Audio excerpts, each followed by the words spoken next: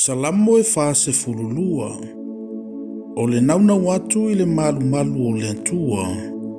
Ma le usupese o le salamo ya o ai ma le whanaunga koru. Le atu ai e whaapei o na naunau o le aila i vaitafe. O lo o whaapea o na naunau o lo wanganga i a te oe. Ua fia inu lo wanganga i le atua. O le atua soifua. O a fia ea o te alu atuai ia iloa ia uiluma o le atua. Ua whaia ulo i mata ma umie ai iao mapo.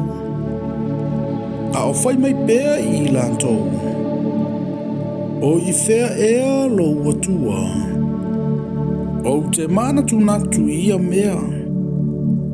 O na whaavaivai ai lea o lo uloto i totonu i a te au. A wasa mātou o whaatasi ma le toatele.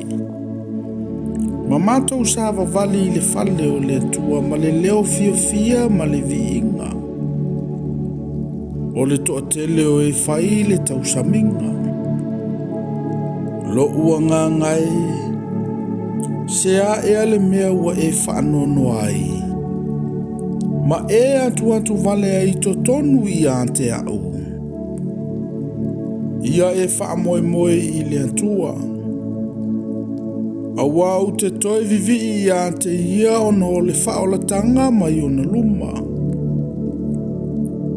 Lo ua tuai.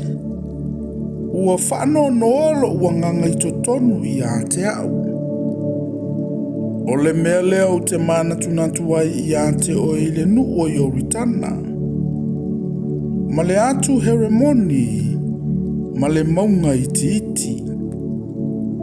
O lo o whevala awa i le amoana ma le amoana, i le vangana mai o wafu. Ua whela i mai lunga i a te au, o ngalu mo pe au malava. E pule mai e o valo na alofa i a te au i le au. E i a te au fo i le pese i a te ia i le pō. O le tatalo i le antua o lo uola.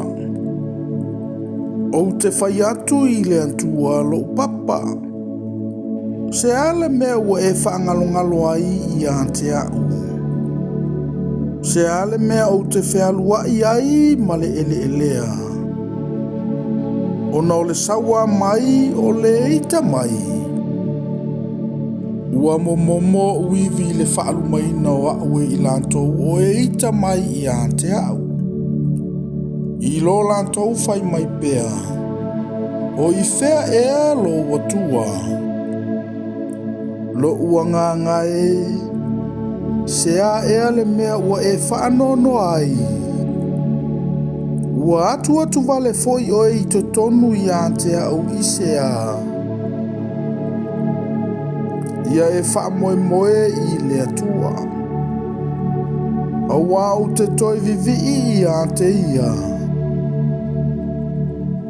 O loo whaolatanga ia, ma loo atua.